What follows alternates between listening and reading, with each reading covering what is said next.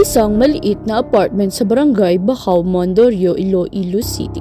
Tahimik ang gabi maliban sa mahinang ugong ng electric fan na luma at hinihingal na rin. Doon nakatira sina Nancy, 30 years old at Gino Velosa, 33 years old. Mag-asawang 7 taon nang magsasama. Sa kabila ng tagal ng pagsasama, hindi pa rin nila matakasan ng mga problemang pinansyal. Ilang linggo matapos ang imong buwan ng Setyembre 2017, nagpatong-patong ang bayarin, kuryente, tubig, upa at ang gastos para sa mga anak na naospital dahil sa dengue.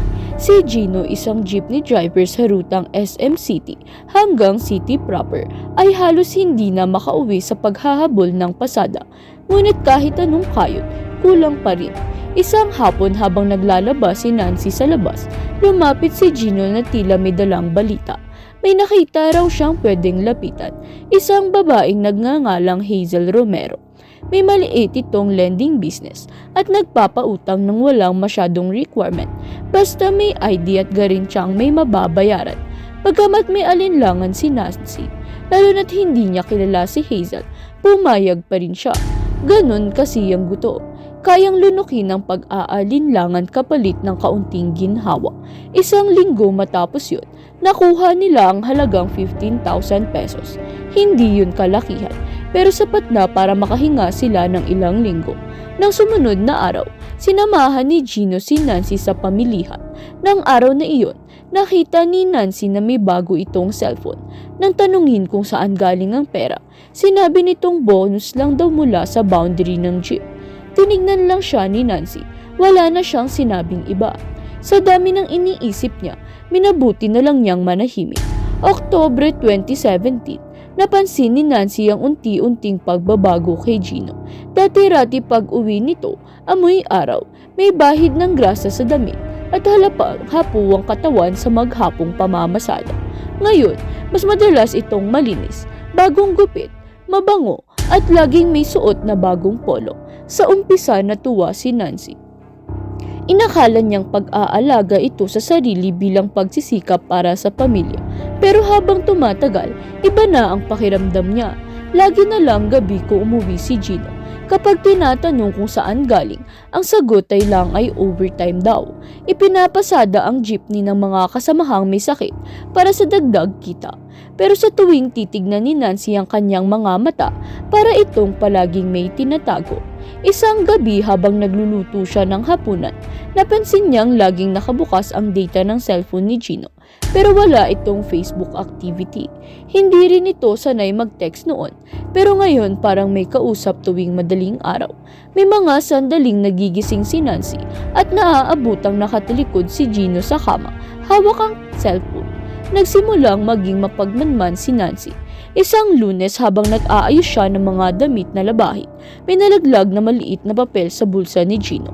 Isang calling card, HR Lending Services.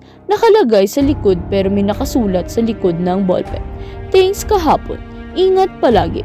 Walang pangalan pero sapat na yun para gumulo ang loob ni Nancy. Hindi siya agad kinumpremta ang kanyang asawa kahit nalabis siyang nababagabag. Kinakailangan niya ng mas matibay na ebidensya para makumpirma ang kanyang hinala. Ilang araw pa ang lumipas, may naaamoy siyang pabangong hindi pamilyar sa kanya. Wala pa rin konkretong pruweba noon, pero may gutom na gumapang sa sikmura ni Nancy. Hindi gutom na pagkain, kundi gutom sa katotohanan. Sa kanyang isip, nagsimula niyang paghinalaan si Hazel Romero na siyang pangalang pumasok sa isip niya. Pagkabasa sa initial sa HR ng calling card, nakita nito sa bulsa ng asawa. Sa pagkakataong ito ay lalo pang nag-iiba ang kilos ni Gino. Nagsisimula ang lahat sa isang simpleng pagkakamali. Umagang-umaga habang nag-aayos si Nancy ng mga labahin, naiwan ni Gino ang kanyang pantalon na ginamit sa pamamasada. Sa bulsa nito, may nadukot siyang resibo, isang maliit na papel mula sa isang motel sa La Paz. May petsa, October 18, 2017, alas 2 ng hapon ng check-in at alas 5 ang check-out. Wala pa raw siyang biyahe nung araw na yon, sabi ng kapwa driver ni Gino na si Mang Ernie nang minsang makasalubong ito ni Nancy. Sa unang pagkakataon, hindi na nakapigil si Nancy. Kinausap niya si Maribeth, kapitbahay nilang matagal nang nangungutang kay Hazel bago pa man nila ito makilala. May nagsasabi raw sa palengke na kilala si Hazel, hindi lang sa pagiging mabulaklak magsalita, kundi sa pagkahumaling sa ilang kalalakihang may mga asawa na. Dito na nabahala si Nancy. Makalipas ang ilang araw, tinulungan niya ni Maribeth. Nagkunwari silang uutang at nagtungo sa maliit na opisina ni Hazel. Simple lang ang lugar, may maliit na lamesa, electric fan at mga picture frame sa pader. Hinarap sila ni Hazel at sa unang tingin hindi siya mukhang mapanganib. Pero sa mga mata ni Nancy, hindi inosente ang babae. May kakaiba itong kumpiyansang taglay na tila wala siyang pakialam sa nararamdaman ng ibang tao. Maging sa kanyang negosyo ay parang dala-dala niya. Dahil ayon din sa mga bulong-bulungan ay wala itong patawad sa mga kliyenteng hindi agad nakakabayad ng utang. Nang gabing ring iyon, sa muling paghahalungkat sa cellphone ni Chino habang ito'y natutulog, may nakita siyang mensahe mula sa numerong walang pangalan. Kamusta? Miss kita. Sana maadaanan mo ako bukas. Sa dulo ng mensahe may emoji na pusong pula. Dito nakumpirma ni Nancy ang lahat. Ang asawa niya ay nagtataksil at isa lang ang tanging paraan upang matukoy niya kung kanino.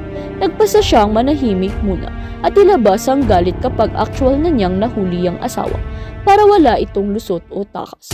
Lumalim ang gabi pero hindi na natulog si Nancy sa loob ng maliit nilang kwarto habang nakatalikod si Gino at payapang humihilik. Tahimik na rin siyang nakatingin sa kanya. Alam na niyang hindi lang pera ang inutang ng kanyang asawa, pati dangal niya isinangla niya rin. Kinaumagahan, nagsimula ang araw na pinagkarinawan. Isang Sabado noong October 2017, maaga pa lang umalis na si Gino dala ang jeep. Ang sabi may biyahe raw siya papuntang Oton.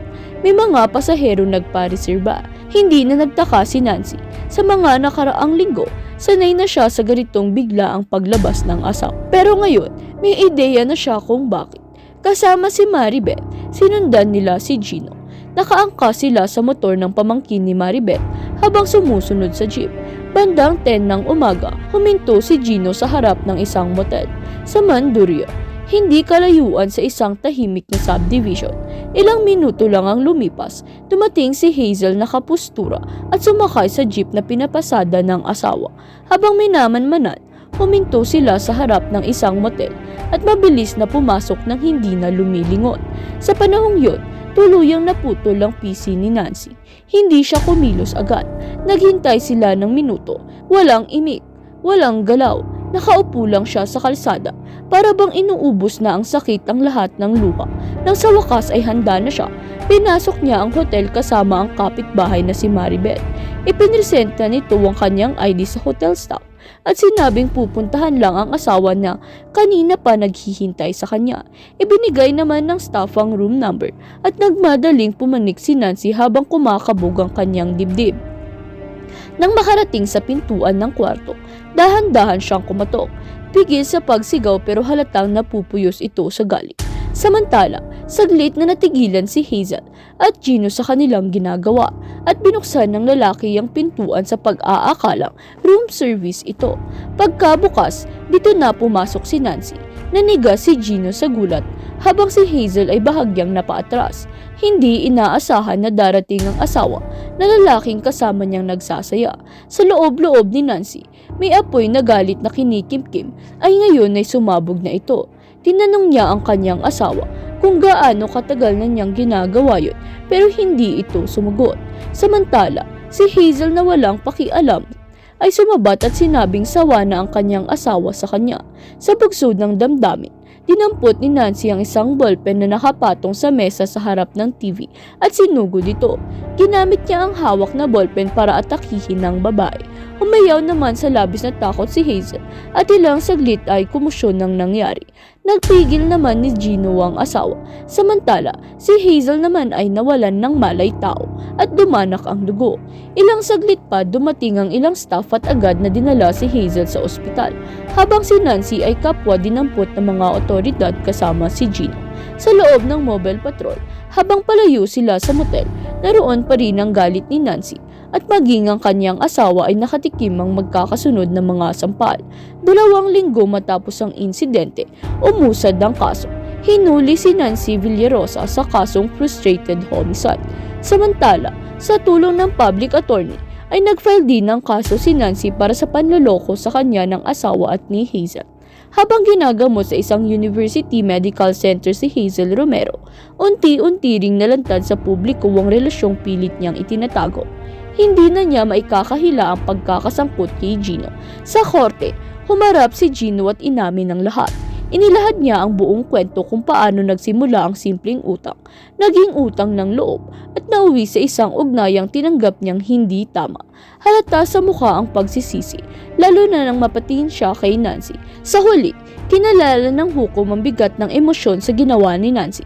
Bagamat napatunayang may pananagutan, binigyan siya ng mas mababang sistensya, probation at counseling sa halip na tuluyang pagkabilanggo. Tinanggap niya ito. Para sa kanya, sapat na ang leksyon. Ang pinakamabigat na sistensya hindi mula sa korte, kundi ang tuluyang pagkasira ng kanilang pamilya. Pagkatapos ng paglilitis, nagmakaawa si Gino para ayusin ang kanilang relasyon, ngunit hindi madaling tanggapin ang lahat para kay Nancy. Nagsampa ito ng kasong convenance para kay Gino at sa naging kalaguyo nitong si Hazel. Dala ang mga ebidensya, hinarap niya sa korte ang mismong asawa nito at si Hazel. Sa huli, nagdesisyon ng husgado na patawan ng parusang 6 na buwan hanggang 1 taong pagkakakulong si Gino. Samantala, pinatawan naman ng banishment si Hazel na nangangahulugang hindi na ito maaaring makalapit kay Nancy sa anumang panahon o pagkakataon. Tuluyang iniwan ni Nancy si Gino dahil naniniwala siyang kung kaya itong gawin ni Gino sa kanya ay hindi malayong ulitin niya itong muli sa hinaharap. Hindi na siya bumalik sa kanilang bahay sa Barangay Bacao. Kasama ang 8 taong gulang na anak na lalaki, lumipat siya sa Guimaras sa bahay ng nakatatandang kapatid. Nagsimula siyang magtinda ng kakanin sa harap ng isang eskwelahan. Maliit lang ang kita, ngunit puno siya ng kapayapaan. Sa bawat araw na lumilipas, dala pa rin ni Nancy ang mga alaala, pero hindi na ito mabigat. Pagkus naging aral ito sa kanya na may mga bagay na hindi pwedeng utangin katulad ng dignidad at tiwala. At mula noon, namuhay siya sa paniniwalang babae. Kahit ilang beses mang lokohin, kaya pa rin bumangon at muling mabuhay. Hindi bilang asawa, kundi bilang isang taong piniling igalang ang sarili. Kahit ang kapalit ay ang pagputol sa isang kwento na minsan niyang inakalang walang wakas. Ang mga kasong ating sinisiyasat ay paalala na ang dilim ay laging nasa paligid. Naghihintay lamang ng susunod na biktima o susunod na kwento. Mag-like at subscribe para sa susunod na mga kabanata dito sa Dark Chronicles.